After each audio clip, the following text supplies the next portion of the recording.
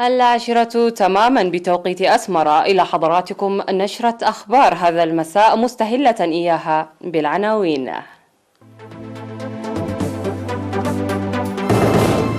السيطرة على أسراب الجراد التي ظهرت في إقليم شمال البحر الأحمر. إشادة بحماية الأشجار في وسط دانكاليا.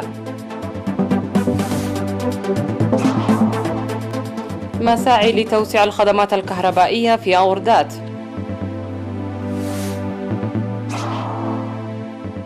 السويد تنشر 150 جنديا في مالي في إطار قوة تاكوبا الأوروبية. بكين تقر استخدام لقاح صيني ثاني طورته سينوفاك لمكافحة فيروس كورونا. وجرارات وشاحنات تغلق طرق الهند مع اتساع رقعة احتجاجات المزارعين.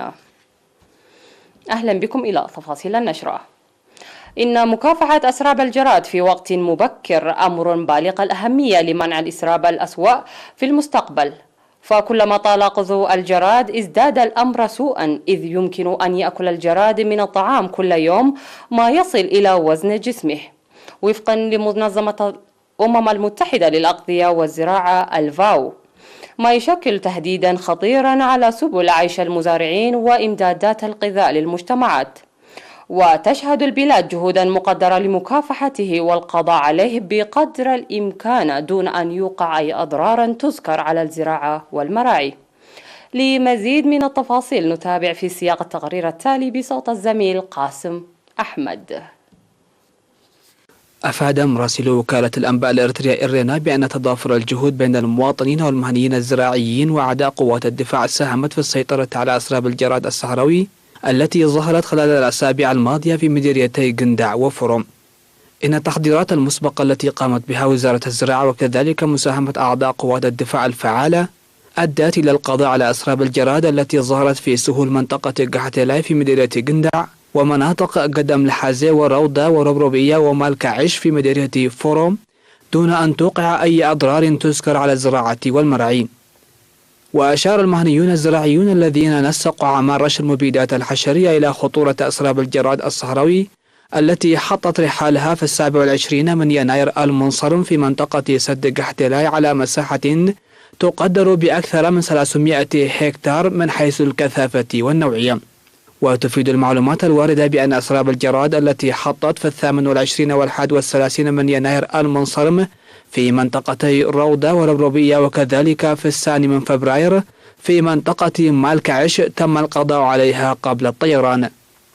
في غضون ذلك وبطريقة مماثلة تم السيطرة على أسراب الجراد التي توالدت في المديرية نهاية عام 2020 قبل بلوغها طور الطيران. ورغم تحقيق نتائج مرضية لمكافحة غزو الجراد، إلا أن انتشار الجراد في الدول الجوار تجعل المسألة صعبة وتتطلب إلى متابعة تنقلات الجراد عن كثب. ودعا المهنيون الزراعيون المواطنين عامة والمزارعين خاصة تعزيز المتابعة وتكثيف أنشطة الرقابة، مناشدين إياهم الإبلاغ الفوري للجهات المعنية في حالة شاهدوا ظواهر مقلقة.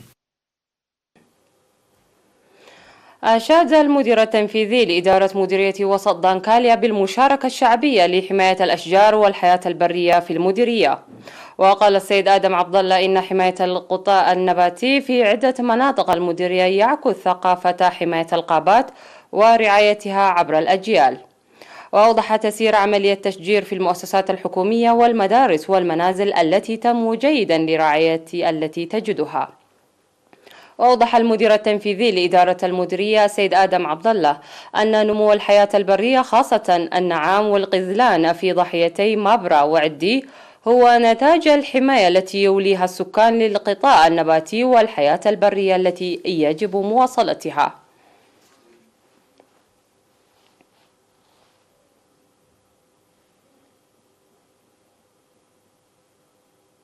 قال مسؤول خدمات الكهرباء في مديرية قردات السيد كحساي قندر أن عملية مد خطوط الكهرباء في المديرية تسير جيدا.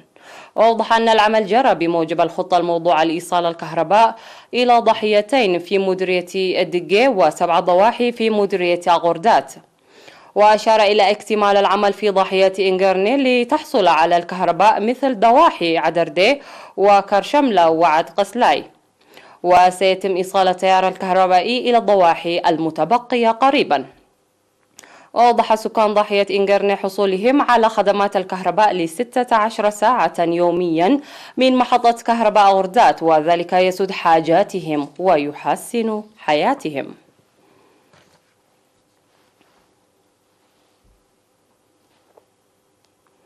من جهة أخرى، شهدت مديرية غردات انخفاض ملموس للأمراض الناجمة عن نقص النظافة بفضل تنظيم أنشطة نظافة فعالة بتضافر الجهود بين الإدارة ومكتب الصحة في المديرية. أوضح مسؤول الصحة البيئية في المديرية الشاب دانيال كيداني بأن حملات التوعية التي نظمتها اللجنة العليا على مستوى الإقليم والمديرية حققت ولا زالت تحقق نتائج جيدة، وقد نفذت حتى الآن 95 منطقة من أصل 102 مناطق المديرية برامج الإصحاح البيئي الأهلي، فيما توجد المناطق السبعة على أبواب التنفيذ. من جهتهم ذكر السكان بأن السيمينارات المهنية تساعد في إحداث التغيير الجذري، وأن نشاط كافة الأسر على ضمان النظافة خير شاهد على ذلك. بدوره أشار المدير الطبي لمستشفى غردات الدكتور والدو يوحنس إلى انخفاض ظاهرة الأمراض المعدية بفضل أنشطة النظافة البيئية المجتمعية المنتظمة وتقليل الضغط على المؤسسات الصحية، مناشدا لاستمرار العمل بسبل أكثر تنظيما. سيداتي سادتي، هذه كانت أخبارنا المحلية. فاصل قصير من ثم نعود لمتابعة الأنباء على الصعيد العالمي. ابقوا معنا.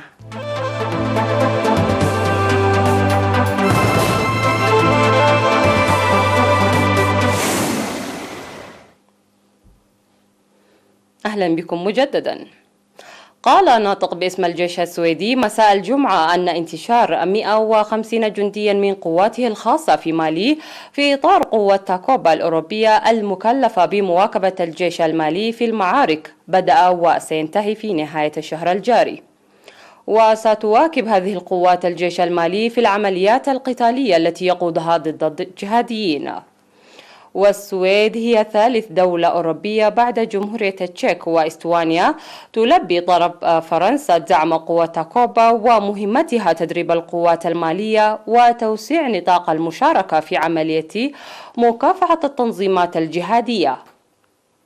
وأوضح الجنرال أندروس لوفبيرغ قائد القوات الخاصة السويدية في بيان أن المهمة الرئيسية للقوات الخاصة السويدية هي العمل كقوة لرد سريعا عندما يحدث شيئا ما، موضحا أن الهدف غير ذلك هو مساعدة وإرشاد ومواكبة قوات الأمن المالية. وكان الكولونيل فريدريك باربري المتحدث باسم هيئة أركان الجيش الفرنسي أعلن أن الخطوات الأولى لانتشار القوات الخاصة السويدية نفذت بالفعل. وعلى الرغم من وجود قوة بارخان و13,000 عسكري في بعثة الأمم المتحدة وقوة مشتركة من دول الساحل الخمس، لا تزال دول الساحل تواجه هجمات جهادية متكررة ودامية.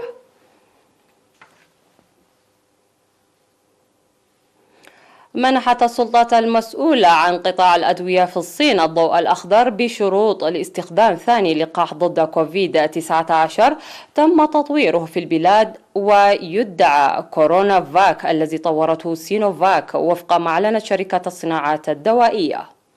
وكان اللقاح استخدم حتى قبل الإعلان لتطعيم فئات رئيسية تعد أكثر عرضة للإصابة بفيروس كورونا، لكن إقراره يسمح باستخدامه للعامة. ويساهم الإقرار المشروط في إدخال عقارات طارئة إلى السوق عندما تكون الاختبارات السريرية لم تفي بالمعايير المعتادة، لكنها تدل على أن العلاجات ستكون ناجعة. ويأتي إقرار لقاح سينوفاك بعد أسابيع من حصول شركة سينوفارم الصينية لصناعة الأدوية على الضوء الأخضر المشروط أيضا لطرح لقاحها في السوق.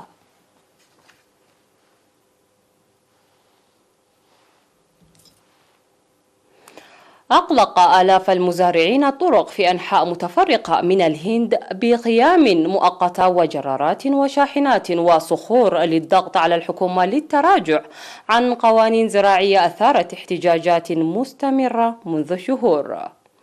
كان مزارعو الأرز والقمح بشمال الهند هم من بدأوا الاحتجاجات عندما نصبوا خياما على مشارف نيودلهي، لكنهم يلقون دعما متزايدا لا سيما في الولايات التي لا يحكمها حزب رئيس الوزراء ناريندرا مودي.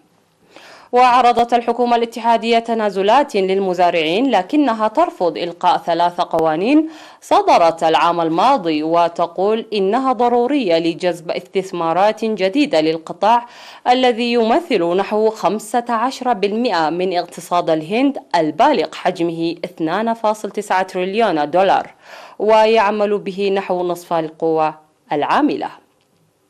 لكن المزارعين يخشون أن تضعهم الإصلاحات تحت رحمة المشترين من الشركات الكبرى، مما ينهي تدريجيا المشتريات الحكومية المضمونة للحبوب مثل القمح والأرز.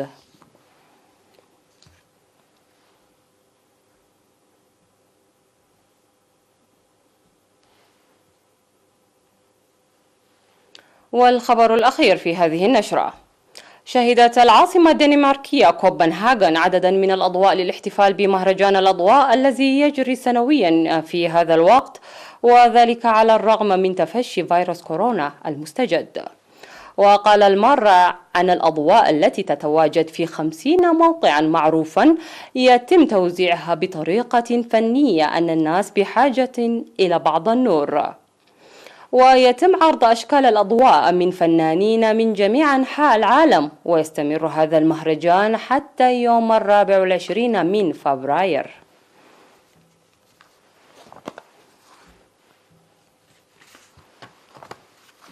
هذه كانت أخبارنا لهذا المساء، أترككم مع باقي برامج الفضائية الإريترية. إلى اللقاء.